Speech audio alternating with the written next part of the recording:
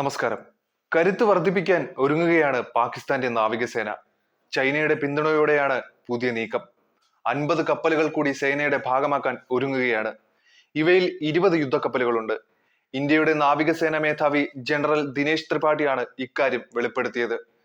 കടലിൽ ശക്തിയാർജിക്കാനുള്ള നീക്കമാണ് പാകിസ്ഥാൻ നടത്തുന്നതെന്നും ദിനേശ് ത്രിപാഠി വ്യക്തമാക്കി. ഇത്രയധികം കപ്പലുകൾ സ്വന്തമാക്കാൻ അനുയോജ്യമായ രാഷ്ട്രീയ സാമ്പത്തിക കാലാവസ്ഥയല്ല പാകിസ്ഥാനിലുള്ളത്.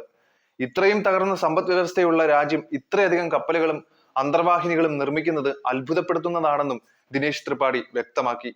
ജനങ്ങളുടെ ക്ഷേമത്തെക്കാൾ ആയുധങ്ങൾ വാരിക്കൂട്ടാനാണ് പാകിസ്ഥാന് താല്പര്യമെന്നും അദ്ദേഹം പരിഹസിച്ചു. ഈ കപ്പലുകളും അന്തർവാഹിനികളും ചൈനയിൽ നിർമ്മിച്ചതാകാമെന്നാണ് നാവികസേന മേധാവി പറയുന്നത്. അല്ലെങ്കിൽ ചൈനയുടെ പിന്തുണയെങ്കിലും ഉണ്ടാവാം.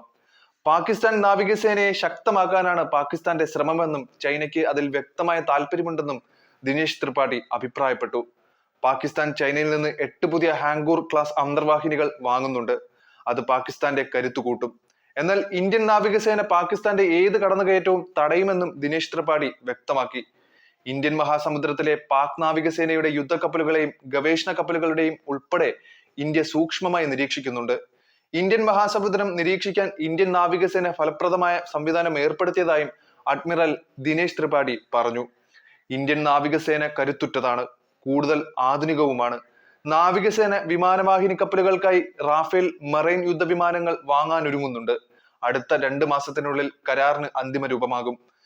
സ്കോർപിയൻ ക്ലാസ് വിഭാഗത്തിലുള്ള 3 അന്തർവാഹിനികളും സൈന്യത്തിന്റെ ഭാഗമാകും. ഇത് ഇന്ത്യൻ സമുദ്രമേഖലയിൽ നാവികസേനയുടെ ശക്തി വർദ്ധിപ്പിക്കുകയാണ് ചെയ്യുന്നത്.